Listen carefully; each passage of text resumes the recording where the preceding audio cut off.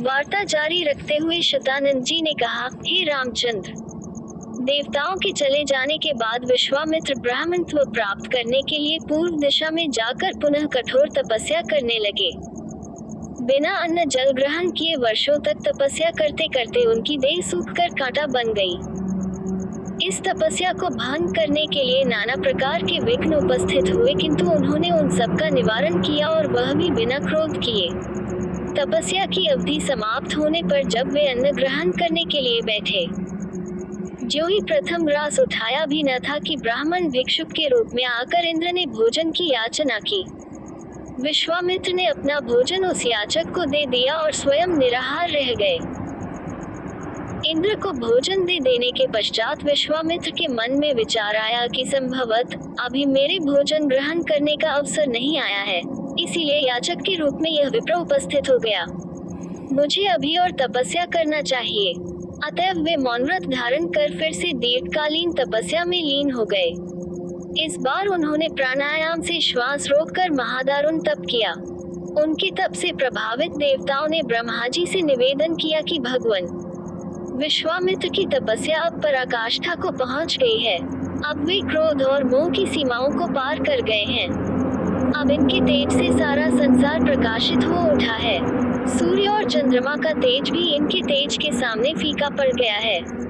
अतएव आप प्रसन्न होकर इनकी अभिलाषा पूर्ण कीजिए।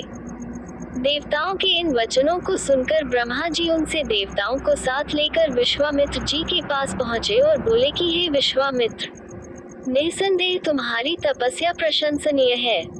हम तुमसे अत्यंत प्रसन्न हैं और तुम्हें ब्राह्मण श्रेष्ठ की उपाधि प्रदान करते हैं। तुम संसार में महान यश के भागी बनोगे।